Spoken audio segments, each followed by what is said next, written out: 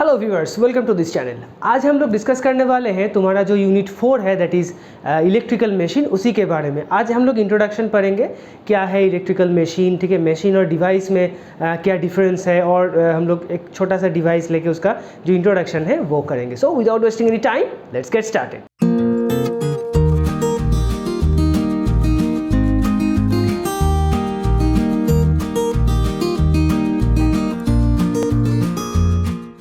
तो electrical machine क्या है? ओके, सो पहले हम लोग देखेंगे कि मशीन क्या है। मशीन का डेफिनेशन हम लोग जानते हैं कि which reduce the human efforts. Okay, अब इलेक्ट्रिकल मशीन मतलब जिस मशीन को हम लोग इलेक्ट्रिसिटी से चलाएंगे उसी है इलेक्ट्रिकल मशीन कहेंगे हम लोग। ओके, सो मैंने इंट्रोडक्शन में एक छोटा सा बात कहे थे कि मशीन और डिवाइस में डिफरेंस क्या है। ओके, यहाँ पे हम लोग कुछ चीज़ जो तुम्हारे सिलेबस में हो हम लोग पढ़ेंगे, जैसे कि transformer, motor etcetera. Okay, generator, हम लोग ये सब पढ़ेंगे।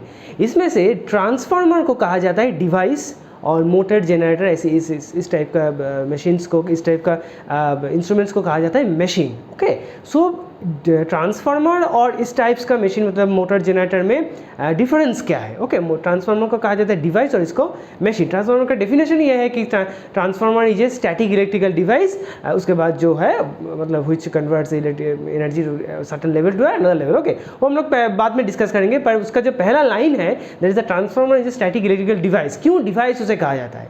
That is the question, that should be our question. Okay, so machine और डिवाइस में डिफरेंस यही है कि डिवाइस में कोई रोटेटिंग मैग्नेटिक फील्ड नहीं होता है, पर मशीन में वो होता है। ठीक है, अब रोटेटिंग मैग्नेटिक फील्ड क्या है? आज हम लोग ट्रांसफार्मर का जो बेसिक प्रिंसिपल है वो हम लोग करेंगे, मतलब बेसिक क्या, कैसे ट्रांसफार्मर काम करता है, क्या क्या पार्ट्स है उसका, क्या क्या टाइप्स है उसका, हम उसके डिस्कस करेंगे। उसके बाद नेक्स्ट क्लास में हम लोग धीरे धीरे क्या करेंगे, मोटर, उसके बाद तब हम लोग देखेंगे ये जो रोटेटिंग मैग्नेटिक फील्ड का जो कंसेप्ट है ये धीरे धीरे क्लियर होगा। ठीक है, मतलब किसी भी इंस्ट्रूमेंट में फ्लक्स जो है और मशीन जो है वो फ्लक्स के अंदर घूम रहा है या फ्लक्स घूम रहा है, that is the rotating magnetic field. Okay, पर ट्रांसफार्मर में वो रोटेटिंग मैग्नेटिक फील्ड नहीं होता है, राइट। सो ट्रांसफार्मर कहा जाता है कि डिवाइस। अब स्टैटिक डिवाइस क्यों है? क्योंकि इसका कोई रोटेटिंग पार्ट नहीं है, कोई फिजिकल पार्ट वो जो रोटेट नहीं करता है, that's why it is a static electrical device. Okay, so transformer पहले आज हम लोग डिस्कस करेंगे ट्रांसफार्मर के बारे में।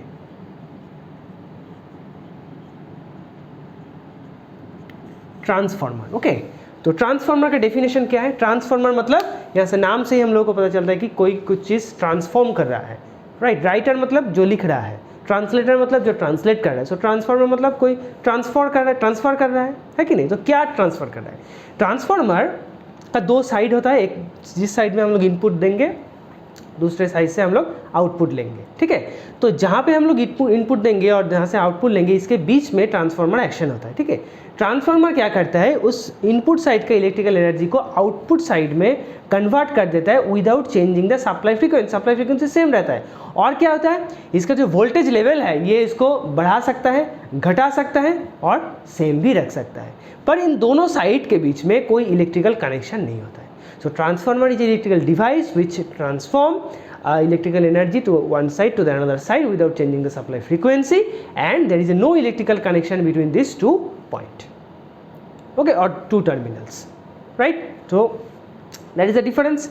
अब ट्रांसफार्मर में क्या होता है कि एक कोर रहता है। ठीक है, हम लोग जो कंस्ट्रक्शन है वो आज हम लोग डिस्कस नहीं करेंगे, आज हम लोग बेसिक वर्किंग प्रिंसिपल के ऊपर ही रहेंगे। ठीक है, कोर रहता है। कोर मतलब क्या है, एक आयरन का, एक मान लो कि एक आयरन का फ्रेम। ठीक है, फोटो फ्रेम देखे हो, उसी फ्रेम को एज्यूम करो कि वो आयरन का है। ठीक है, आयरन का फोटो फ्रेम है। ठीक है, ऐसे फोटो फ्रेम दिखता है हम लोगों को।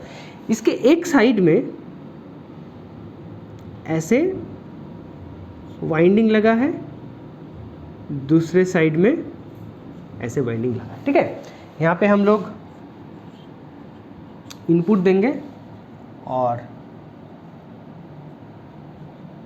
यहाँ से हम लोग आउटपुट लेंगे। लोड मतलब आउटपुट। ठीक है, अब ये ट्रांसफार्मर सिर्फ एसी में ही काम करता है, डीसी में ये काम नहीं करता है। क्यों नहीं करता, ये हम लोग इसका जो वर्किंग प्रिंसिपल है वो समझने के बाद ये क्लियर होगा कि ये क्यों काम नहीं करता। ठीक है, वर्किंग प्रिंसिपल पहले समझो। यहाँ पे हम लोग क्या है, जो साइड में हम लोग इनपुट डालेंगे उसी साइड को कहा जाता है कि प्राइमरी वाइंडिंग।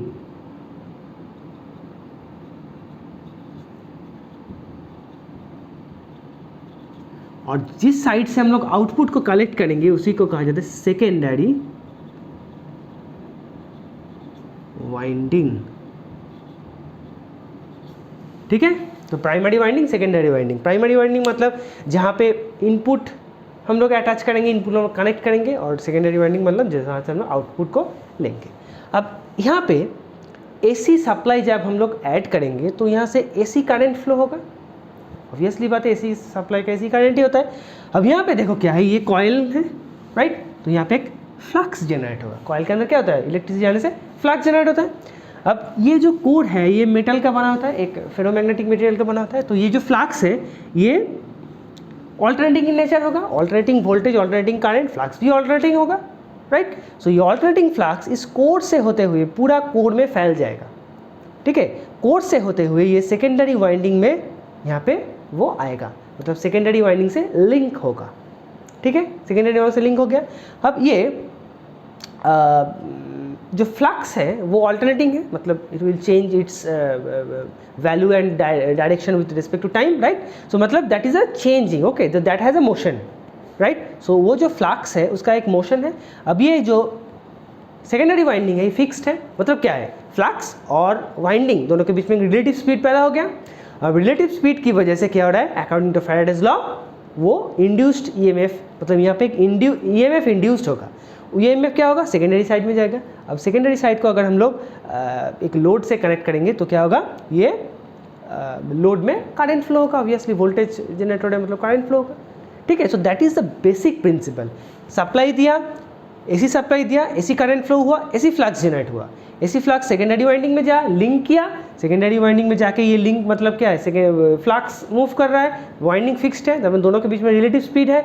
दोनों के बीच में रिलेटिव स्पीड होने की वजह से यहाँ पे क्या होगा, ईएमएफ जनरेट होगा। लोड कनेक्ट करेंगे हम लोग तो इलेक्ट्रिसिटी हम लोगों को मिलेगा, right. That is a very simple things, okay.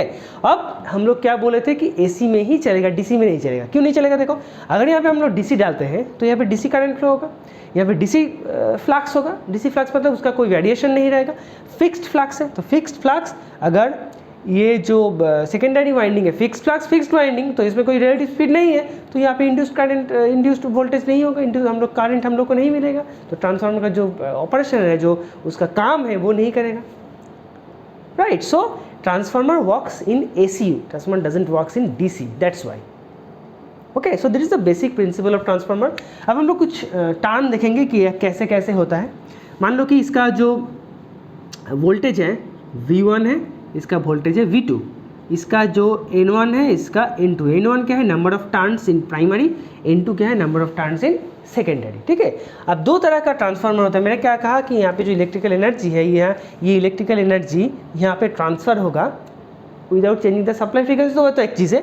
But यहाँ पे इलेक्ट्रिकल एनर्जी स्टेप अप होके भी ट्रांसफर हो सकते हैं, स्टेप डाउन होके भी ट्रांसफर होता है। मतलब क्या है, ट्रांसफार्मर दोनों तरह का होता है, step up and step down. Okay, step up मतलब सेकेंडरी साइड में जो वोल्टेज है वो प्राइमरी साइड से बड़ा है। स्टेप डाउन मतलब सेकेंडरी साइड में जो वोल्टेज है वो प्राइमरी साइड से कम है, राइट। सो यहाँ पे देखो V1 ग्रेटर देन V2 और V1 लेस देन V2। ठीक है, तो इसी को कहा जाता है कि स्टेप अप मतलब वोल्टेज का स्टेप अप हो गया, बढ़ गया है, इंक्रीज कर गया। स्टेप डाउन मतलब वोल्टेज का लेवल जो है घट गया है। ठीक है, तो यहाँ पे क्या होगा, N1 less than N2, N1 greater than N2। मतलब ये जो वोल्टेज का जो मतलब कहाँ पे बढ़ेगा कहाँ पे घटेगा, ये क्या है, ये नंबर ऑफ टर्न्स के ऊपर डिपेंड करता है। जिस साइड में नंबर ऑफ टर्न ज़्यादा है उस साइड में वोल्टेज भी ज़्यादा है, जिस साइड में नंबर ऑफ टर्न कम है उस साइड में वोल्टेज भी कम है।